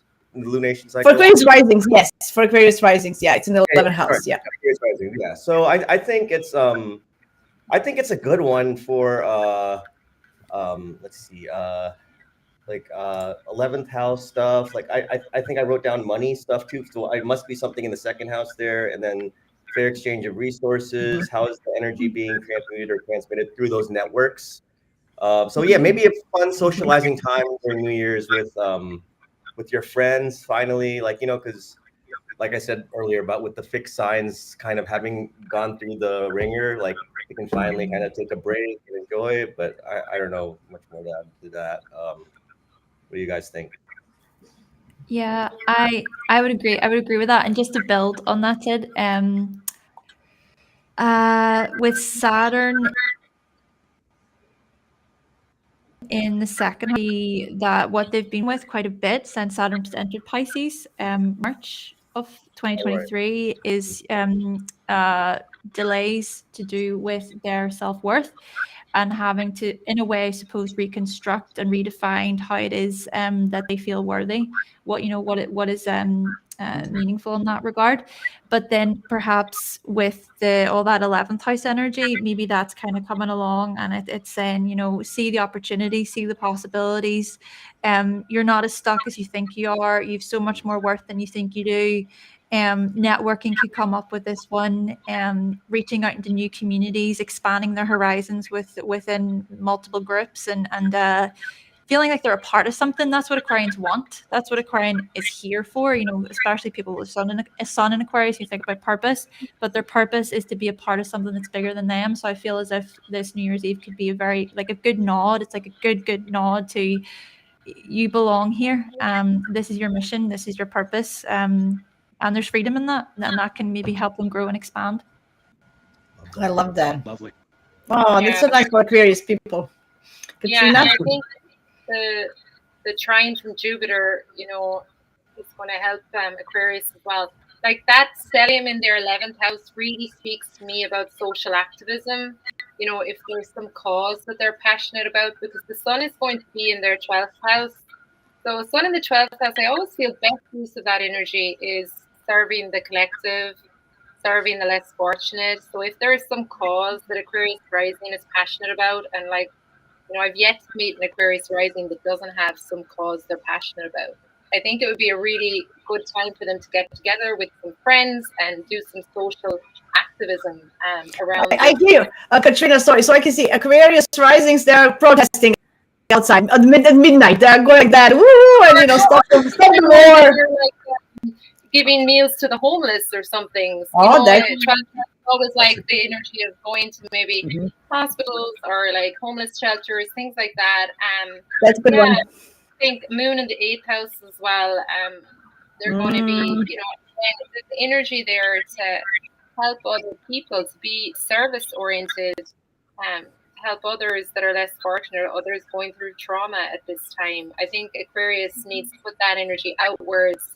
When the 11th house is so activated for them, and they can find their community and find connection in that. Yeah, and lots of work with the 12th house. Pluto is going to be there with the sun, and Mercury retrograde started there. So 12th house is also going to activate a lot for Aquarius risings. The themes of subconscious and just finding that, inner voice, inner strength, deep research, deep with 8 houses connected. Yeah, some deep research as well.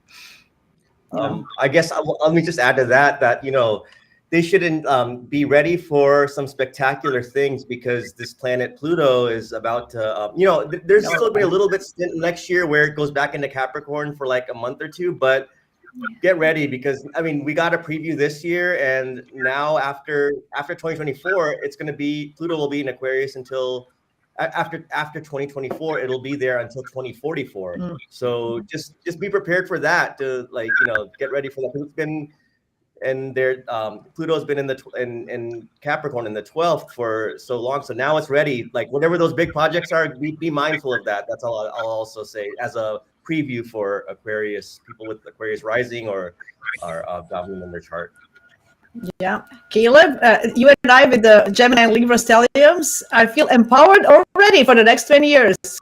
Oh right? yeah, It's going to find or our planets. So it's gonna be cool. In fact, being a Libra rising, I found that those 3 months of Pluto in Aquarius, I was able to like kind of organize and systematize some of my things with these AI models, with ChatGPT, for example. So I found that really kind of pleasant, especially because right now it's been crazy for me with having Libra and Aries, and so with the Pluto square to my Venus right now, and then like it's just like I'm so ready for this new world in many ways, but at the same time we always have to be aware that there's going to be shadow energies. But yeah, in so many ways I'm excited about that. Wow, I love that. Yay. Caleb, do you want to add anything for Aquarius, so we can move on to Pisces? I don't honestly have a lot more to add for Aquarius, as I feel like many of you have said a lot of really salient points about Aquarius, especially what to do with like the 11th house stellium, for instance. I just wanted to say I hate to go. This has been a lovely chat, but I do have an obligation Okay. to meet up with another astrologer, ironically, in about 15 minutes. No worries. No. To keep talking about the planets with another person. But this has been fabulous. And yeah, I can't wait to hear what you guys have to say about Pisces with Saturn in their first, honestly. No problem. I know we almost 2 hours in time. We just when you meet up, you can't stop talking. Thank you very much, Caleb, for stopping by. All the info about Caleb's accounts are going to be in the description below. Don't forget to follow him on Instagram and everywhere else. And his website is so poetic and beautiful. If you just go there and see his writings, very magical. It has this beautiful vibe. Just go check his website. Anyway, I have to say that. It's good to Yeah, talk to you. It's nice to meet you. I'm the one. Thank you for joining us. Yeah, thank you so much. And have a great And weekend. Happy Bye. New Year's. Yeah, Happy New Year. Take care. Okay, Pisces. Let's see, what can we say for Pisces? It's the last one. What is happening for them? They're gonna have this stellium in the We've Andre, Pisces rising. Yes. Go, Andre. Where is Pisces sign in our midst? Yeah. So the stellium is going to be in the 10th, right? Wait. Yeah. I didn't hear you. Yeah. I said you're the rarest rising sign Yes, in our midst. yeah, right. Like, It's the rare in the northern hemisphere. Pisces is the rarest rising sign. Yeah. Oh yeah. Okay. I didn't know. Okay. Cool. Wow. Nice. Yeah. So there's a lot of Virgo. Virgo rising is the most common. Yeah. Actually, Virgo and Libra rising are the most common in northern atmosphere. The opposite. Yeah. Interesting. Yeah, but yeah, the 10th house stellium, man. I definitely am seeing some stuff with career happening, and then perhaps that because it's making a superior square to the first where Saturn is. I also have Saturn in the first house, so I'm going through the Saturn return thing right now, and actually Neptune is directly with my ascendant, so it's wow. Yay! Yeah, just, some stuff going on with career and perhaps materializing into your own shaping how you express your personality. As again, Saturn has been asking me how I show up in just acting like a person, like acting as who I am, and my Saturn return I feel really prompted me to get my astrology practice started. So just perhaps your vocation, your calling, formulating and impacting your own personal expression, like how you show up as who you are, and yeah, just that really quick. Oh my God, Andre! I just realized your Saturn has been caught in the Saturn retrograde degree. So you've been hit by Saturn 3 times this year. Yeah. And nothing but love and respect. That is an intense Saturn return.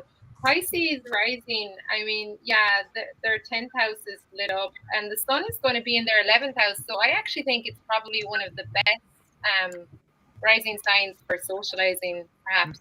Because, with the sun in the 11th house, you're going to feel the need to connect with your community, go out and socialize. Moon in your 7th house.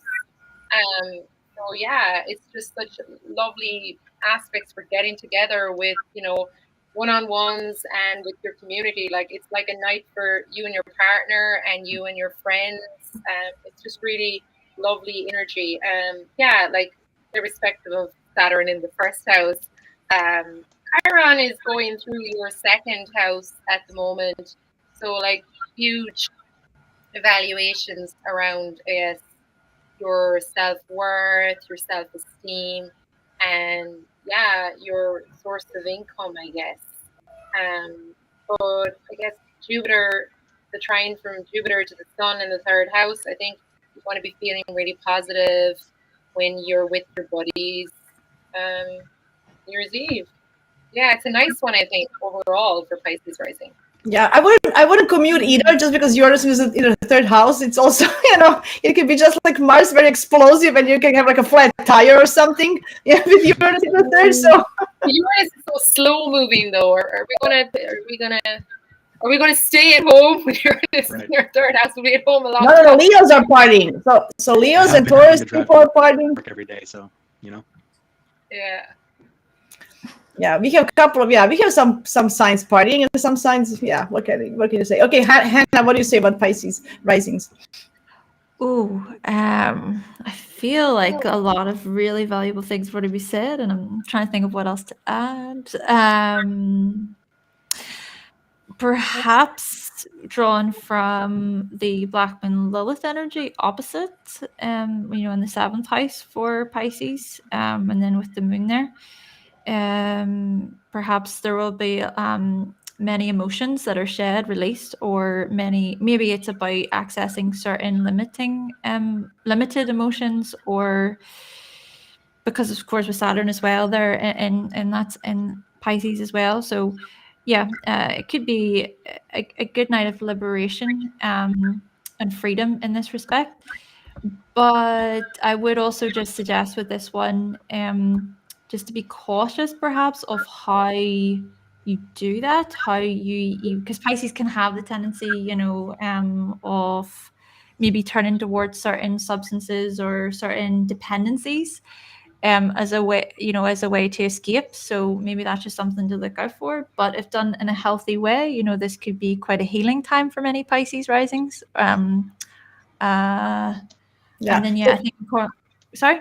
I was gonna say, instead of drinking a lot, go meditate for New Year's Eve. They're gonna, with the Neptune in the first, and Saturn, you can meditate in a disciplinary way. So it's like a structured meditation. Have a glass of water between each drink might be more reasonable for Pisces rising. I'm kidding. Very good point about Black Moon Lilith. Black Moon Lilith is going to be in Pisces rising 7th house.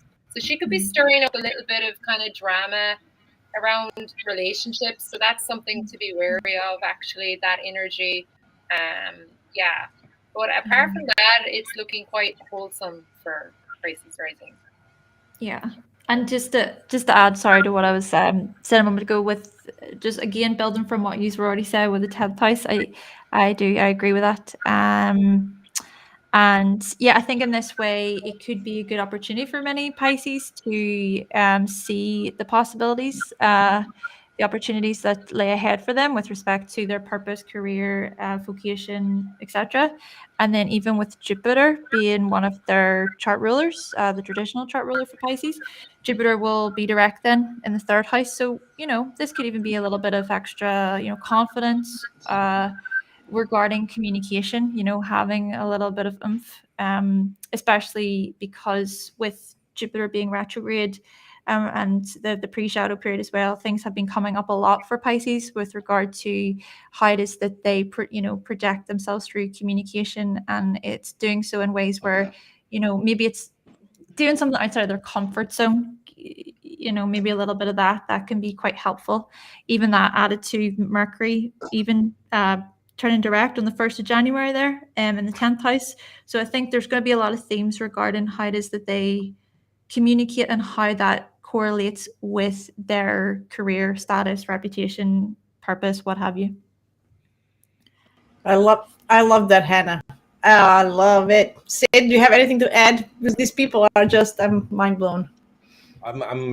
Great, excellent commentary. There's a lot of passion activity right there for Pisceans right now. However, does it level with or square, with your sense of who you are? Are you reaching too far, reaching too fast, or going too hard for things? Accomplishments, fame, success, mastery, rank, achievement, validation at the cost of losing yourself in the process. So yeah, I would say those themes of identity, progress, purpose, achievement, professionalism. It's the first and 10th house that I feel like are strong activation points right now, and like, so it's about who am I in this process, like, and that's ultimately a very Piscean question when you think about it, right? Like, what am I trying to accomplish? Like, am I deluding myself, or am I being clear with the Neptune there? Or am I pursuing a vision? And even if there's some uncertainty around that, well, what will come of that? And so I see, and Pisces risings are some of my favorite people, just to be honest. I feel like they adapt well with everyone. So Aww. Yeah, and I think Sid made a very valid point there. Pisces rising on the ascendant, all that water, it's formless energy. It adapts the form of whoever it's around, so it's so sensitive, so perceptive. I always feel Pisces rising, that water just goes everywhere. So you need to build a container for it to protect your sensitive psychic energy. The Pisces rising. Oh, This is a lovely end, guys. Lovely end. I think we did it 2 hours. Oh my Lord, 1 hour 56 minutes. This was right. It was amazing. I can't thank you enough for coming. It makes my heart so happy. I love these gatherings. I love this talking in person. I have issues with doing videos on my own. I just can't. If I don't talk to a person, I try, and I'm talking to myself in the camera. I'm just 1 minute tip every morning. Your South Node is in Aries, so I think it's lovely that you're moving towards your North Node in Libra. Yes, I'm trying. I'm doing my North Node Libra. I'm really trying, and I can't thank you enough for all your insights and lovely things that you shared today. Oh, my pleasure. My pleasure. And I want to do more of these. I think you're such a smart people, so much to give to others and community. And I learn so much from each one of you every time. So before we wrap up, tell me, guys, do you have anything planned? What is happening? I know that Catriona has a new website, so go check her out. She launched it yesterday. So awesome. And Hannah and I are having another live next week with Fernanda. We're going to give you some astro tips for next year. It's going to be more oriented on personal tips, not mundane like I did with others before. It was more mundane. It's going to be more on a personal note for each sign, whatever, like we did today, but in more depth. And then I'm also having a workshop. I'm actually having a second group now, kind of in a wrap. So check it out on my website. It's going to be about elemental balance, basic, just to help people with achieving mental, emotional, physical, and balance. And fire is, for me, soul and spirit. So we are not supposed to forget that part, as well. Do you have anything else to share? What are you having? What is happening for you? What do you want to share with the world? And where can people find you? Please tell us now. Although everything is in description, but maybe somebody wants to hear it. So please. Catriona. Find me on the gram. That's where I usually am. Being very opinionated, sprouting vegetarian things. Yeah, find me on the gram. Only I try Twitter, but it doesn't really work for me. I'm on TikTok. And you have TikTok, but you have TikTok as well, right? So you have TikTok. I have TikTok, but I had to roll back on TikTok. Okay. Just because I provide a lot of free content, as you know, and I give free little mini interpretations, and I couldn't keep up with the demand on TikTok. TikTok is huge. Yeah, I'm not even going there. I can't. If I go there, it would be a rabbit hole. I just can't. I don't have the time. The kid and everything else, I just can't go to TikTok. I would, but if I go, I'm done. That's it. Then no. Yeah. Andre, what's happening with you? What do you have? I know you have extra Instagram content every day. What's happening? Let's talk about it. Andre is the one who wants to talk about it. So what else do you have? Yeah. I just work on transits, and I try to incorporate tarot into my work with Lunation. Oh yeah. The Decans. It's fun stuff. And I also do readings. So people usually just DM me. I'm trying to get my website set up and get like Catriona and be all professional, but still working on that. Awesome. But yeah, I'm on Instagram and TikTok primarily, also Facebook. It's all under Hermit's Path Astrology. So cool. Awesome. Sid, where can people find you? Well, I'm working on a few webinars right now, but there'll be information on that on my Instagram.